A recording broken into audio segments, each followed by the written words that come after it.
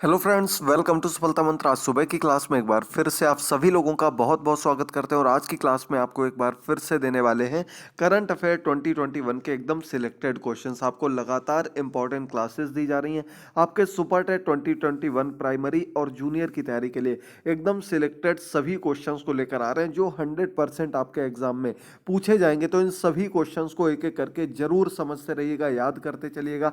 अगर कोई भी डाउट हो तो कमेंट बॉक्स में कमेंट करके जरूर पूछिएगा। आज हमारा करंट अफेयर का पार्ट नंबर 19 है। इसके पहले आपको 18 पार्ट्स दे चुके हैं, उन सभी के लिंक नीचे डिस्क्रिप्शन बॉक्स में दिए गए, उनको अच्छे से देखिए, समझिए और इस नए पार्ट के फरवरी और जनवरी 2021 की करंट अफेयर के क्वेश्चंस को जरूर ध्यान से देखिएगा, क्योंकि आपके 2021 की करंट अफेयर सबसे ज़्यादा पूछी जाएगी। अब अप्रैल में आपका एग्जाम है, तो मान के चलिए अक्टूबर के बाद की पूरी करंट अफेयर आपके एग्जाम के लिए बहुत ही ज़्यादा महत्वपूर्ण है। तो इन क्वेश्चंस को देखिए, चैनल को सब्सक्राइब करिए, बेल आइकन को प्रेस करिए और इसी प्रकार से अपनी तैयारी में जुड़े रहिए। चलिए बढ़ते हैं आज के पहले क्वेश्चन की ओर। तो पहला क्वेश्चन आपके सामने है, वैश्विक स्तर पर पांचवा सबसे मजबूत ब्रांड कौन बना? यानी कि विश्व स्तर पर जो सबसे मजबूत ब्रांड जो होते हैं उनमें पांचवें नंबर पर कौन ब्रांड बन गया है? और इसका नाम है दोस्तों, मुकेश अंबानी की कंपनी है रिलायंस जियो। ये पांचवें नंबर की सबसे मजबूत ब्रांड बन गई है पूरे विश्व में।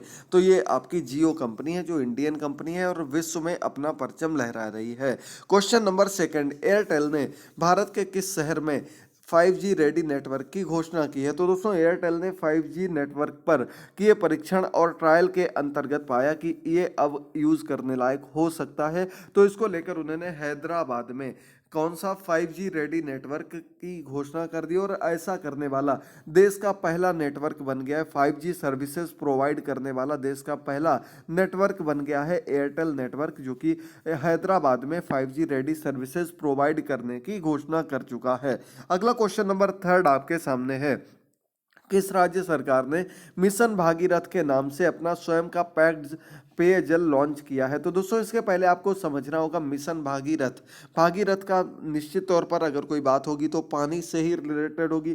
तो तेलंगाना राज्य ने हाल ही में मिशन भागीरथ नाम की एक योजना शुरू की गई थी, जिसमें सभी को स्वच्छ एवं शुद्ध पेयजल घर तक पाइप के द्वारा पहुंचाने की बात कही गई थी। उसी मिशन के अंतर्गत एक और नया इनिशिएटिव शुरू किया गया जिसका नाम है पैक्ड पेयजल लॉन्च किया गया है। यह भी मिशन भागीरथ के अंतर्गत तेलंगाना की तरफ से तेलंगाना सरकार ने इस योजना को शुरू किया है और पैक्ड वाटर शुरू कर दिया है, ताकि किसी भी प्रकार की असुविधा के लिए और शुद्ध जल उनके सभी जनता को मिल सके। अगला फोर्थ नंबर क्वेश्चन है, 73वां शहीद दिवस कब मनाया गया? तो दोस्तों, सबसे पहले आपको पता होना चाहिए शहीद दिवस कब मनाया जाता। तो आपको पता होगा, गांधी जी जिस दिन उनकी मृत्यु हुई थी 30 जनवरी 1948 को, उसके बाद से हम 30 जनवरी को शहीद दिवस के रूप में मनाते हैं।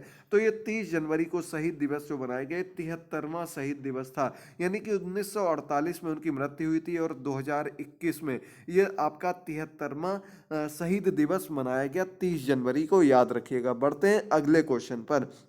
अगला क्वेश्चन है, जारी रिपोर्ट के अनुसार सबसे अच्छी न्याय न्याय वितरण प्रणाली किस राज्य में है?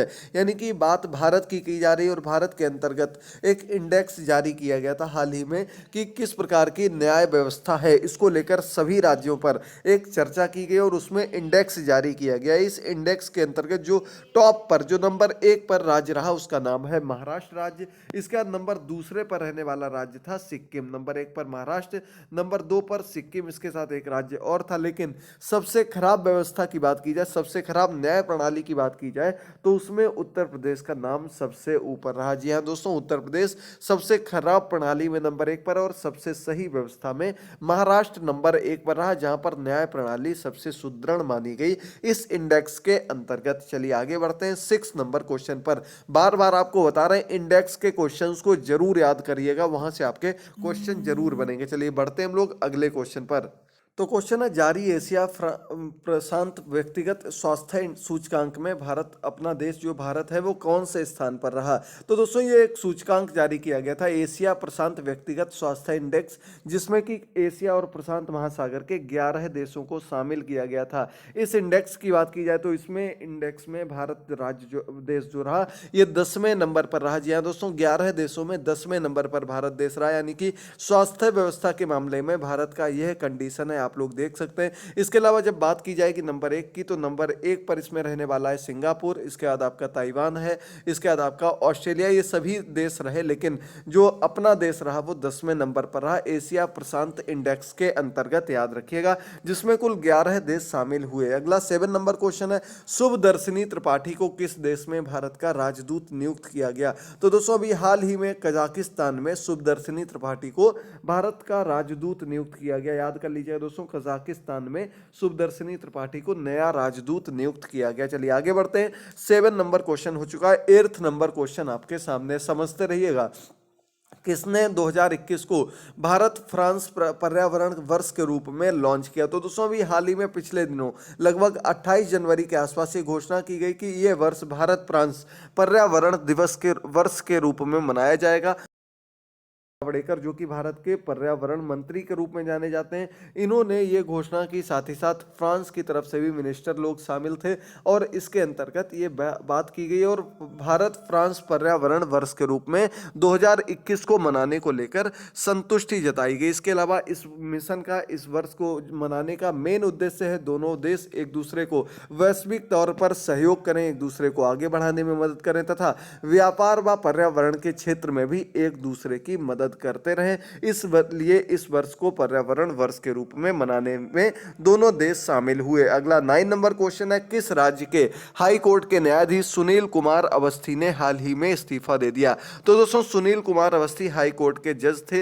इन्होंने हाल ही में मध्य प्रदेश की कोर्ट से इस्तीफा दे दिया। मध्य प्रदेश की हाई कोर्ट में जज थे सुनील कुमार अवस्थी, जिन्होंने अपने पद से हाल ही में इस्तीफा दे दिया। याद कर लीजिए, मध्य प्रदेश की बात है। अगला क्वेश्चन आपके सामने 10 नंबर क्वेश्चन, कोरोना वायरस प्रदर्शन सूचकांक में अपना देश कौन से स्थान पर रहा? तो दोस्तों ये इंडेक्स भी अभी हाल ही में जारी किया गया था और इस इंडेक्स के अंतर्गत लगभग 99 देशों ने प्रतिभाग किया। और जो कि आपके कोविड-19 को लेकर ध्यान में रखते हुए उसमें किन देशों ने किस प्रकार की एक्टिविटीज की, कहां पर कैसे बचाव किया गया, इन सब चीजों को देखते हुए इस इंडेक्स को जारी किया गया, जिसमें भारत का स्थान 86 नंबर था। 86वें नंबर पर भारत रहा कोरोना वायरस प्रदर्शन सूचकांक इंडेक्स के अंतर्गत, जो कि अभी पिछले ही दिनों जारी किया गया था। अगर बात की जाए इसमें नंबर फर्स्ट पर रहने की, तो इसमें नंबर फर्स्ट पर न्यूजीलैंड रहा। याद रखिएगा दोस्तों, न्यूजीलैंड नंबर फर्स्ट पोजीशन पर रहा। इसके बाद नंबर सेकंड पर भी इसी प्रकार के छोटे छोटे देश ज़्यादा आगे रहे इस लिस्ट में, और बड़े देशों की जहाँ पर आबादी अधिक थी वहाँ की स्थिति सबसे ज़्यादा खराब रही। सबसे लास्ट पोजीशन पर रहने वाला देश जो था वो ब्राजील था। इसके अलावा जो नीचे से 5 पोजीशन पर रहा, यानी कि नीचे 94 नंबर पर जो देश रहा उसका नाम है अमेरिका। जी हाँ दोस्तों, बड़े बड़े देशों की स्थिति इस कोविड-19 सूचकांक के अंतर्गत बहुत ही खराब रही।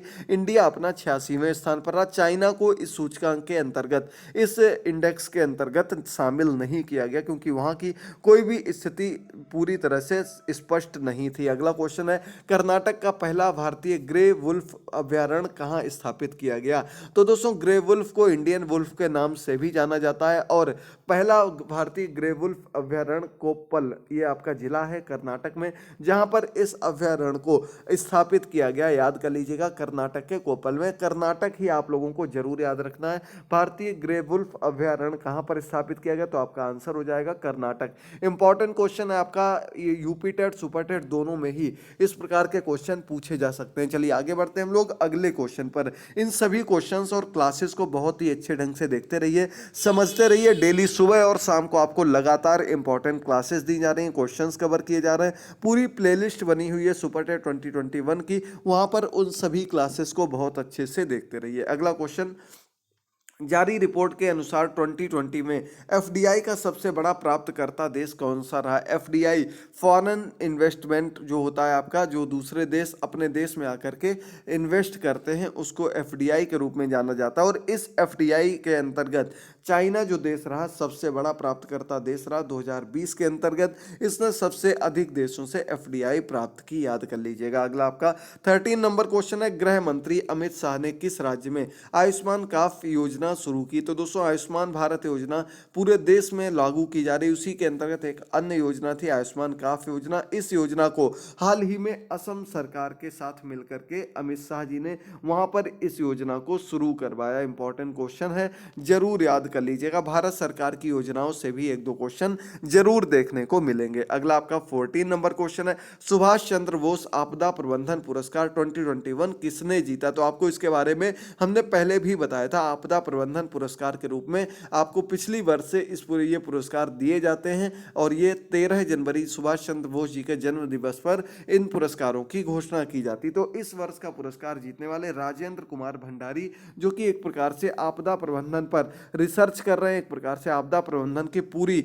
जो अपडेट है, जो उसके बारे में रिसर्च वगैरह है, वो पूरी वैज्ञानिक दृष्टि से ज्ञान प्राप्त कर रहे हैं। इस वजह से 2021 प्रबंधन पुरस्कार इनको दिया गया। ये बहुत ही महत्वपूर्ण क्वेश्चन है, जरूर पूछा जा सकता है। अगला क्वेश्चन, किस देश के राष्ट्रपति मार्सेलो रेवेलो डी सूजा ने दूसरा कार्यकाल जीता? तो दोस्तों अभी हाल ही में एक देश में इलेक्शन थे और उसमें एक बार फिर से वहां के राष्ट्रपति बनाए गए मार्सेलो रेवेलो डी सूजा, और ये देश है पुर्तगाल। आपके सामने आंसर लिखा हुआ, पोर्चुगल के फिर से एक बार नए राष्ट्रपति बनाए गए हैं मार्सेलो रेवेलो डी सूजा, याद कर लीजिएगा। 15 क्वेश्चंस कंप्लीट होते हैं। आगे बढ़ते हैं क्वेश्चन नंबर 16 पर। उत्तर प्रदेश के किस जिले को कोरोना मुक्त घोषित कर दिया गया? यानी कि वहां पर एक भी कोविड-19 का केस देखने को नहीं मिला, और ये आपका जिला है कौशाम्बी। कौशाम्बी जिले को हाल ही में उत्तर प्रदेश सरकार के द्वारा कोविड-19 मुक्त घोषित कर दिया गया है। 16 क्वेश्चंस कंप्लीट होते हैं। उम्मीद करते हैं यहां तक सभी क्वेश्चंस आपको बहुत अच्छे से समझ में आ गए होंगे, दिमाग में घुस गए होंगे। अगला क्वेश्चन है आपके सामने, 2 एक्सप्रेस वे पर हवाई पट्टी वाला देश का पहला राज्य कौन बन गया? यानी कि 2 हाईवेज ऐसे अब इस राज्य में हो गए हैं जहां पर कोई भी प्लेन, कोई भी हवाई जहाज, कोई भी लड़ाकू विमान उतर सकता है या फिर यहां से अपनी उड़ान भर सकता है, और ऐसा करने वाला राज्य बन गया उत्तर प्रदेश। जी हाँ दोस्तों, पहले आगरा लखनऊ एक्सप्रेसवे पर यह परीक्षण किया गया था, इसके बाद अभी हाल ही में पूर्वांचल एक्सप्रेस वे पर भी ये परीक्षण कर लिया गया। अब यहाँ पर भी हवाई पट्टी वाला, जो हवाई पट्टी वाले एक्सप्रेस वे के रूप में 2 एक्सप्रेस वे ऐसे हो गए हैं उत्तर प्रदेश में, जो कि पहला ऐसा प्रदेश बन गया जहाँ पर 2 एक्सप्रेस वे वाले हवाई पट्टी वाला राज्य बन गया है। अगला आपका 18 नंबर क्वेश्चन, FCCI ने वित्त वर्ष 2021 में भारत की GDP में कितने प्रतिशत संकुचन का अनुमान लगाया है? तो दोस्तों ये 2021 के लिए जो GDP में संकुचन लगाया गया है 0.8% का संकुचन लगाया गया है, याद कर लीजिएगा। आगे बढ़ते हैं 19 नंबर क्वेश्चन पर। बिल्कुल अंतिम क्वेश्चंस की ओर हम लोग बढ़ रहे हैं, तो जल्दी से चैनल को सब्सक्राइब कर लीजिएगा, बेल आइकन को जरूर प्रेस कर दीजिएगा, और ऐसे ही आप लोग एग्जाम के लिए हमसे जुड़े रहिएगा। आपको लगातार क्लासेस दे रहे हैं, क्वेश्चंस कवर किए जा रहे हैं। 19 नंबर क्वेश्चन आपके सामने है, 4 दिवसीय काव्य उत्सव कविता विज किस राज्य में आयोजित किया गया? तो दोस्तों हाल ही में केरल सरकार में में 4 दिवसीय काव्य उत्सव का आयोजन किया गया, जिसका नाम है कविता विज। इसका आयोजन केरल सरकार के द्वारा केरल में हाल ही में किया गया, जनवरी के एंड में, फरवरी के फर्स्ट वीक में। ये आपके इंपॉर्टेंट क्वेश्चन जनवरी फरवरी 2021 की करंट अफेयर के क्वेश्चन हैं, इनको बहुत ही ध्यान से समझते रहिएगा, देखते रहिएगा। अगला क्वेश्चन 20 नंबर क्वेश्चन आपके सामने है, ग्लोबल क्लाइमेट रिस्क इंडेक्स 2021 में भारत कौन से स्थान पर रहा? तो दोस्तों क्लाइमेट रिस्क इंडेक्स में, यानी कि जो पर्यावरण में बदलाव हो रहे हैं, जो कि प्राकृतिक आपदाएं आती हैं, इसके अंतर्गत भारत कौन से स्थान पर रहा? तो भारत इस इंडेक्स में 7वें नंबर पर रहा। पहले भी 2019 के 20 के इंडेक्स में भी भारत इस इंडेक्स में 7वें नंबर पर था, याद कर लीजिएगा। तो ये आपका आज के सभी क्वेश्चंस कंप्लीट होते हैं। जो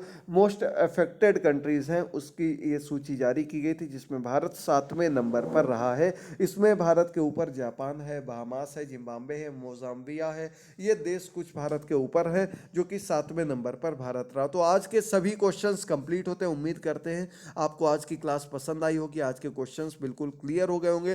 तो जल्दी से चैनल को सब्सक्राइब कर लीजिएगा, बेल आइकन को प्रेस कर लीजिएगा। सुपर टेट की बिल्कुल सटीक तैयारी, उसके कंप्लीट नोट्स के लिए हमारे पास जुड़े रहिएगा। टेलीग्राम पर भी जुड़ना मत भूलिएगा। शाम को मिलते हैं अगली क्लास में, तब तक के लिए थैंक यू दोस्तों, गुड बाय, टेक केयर।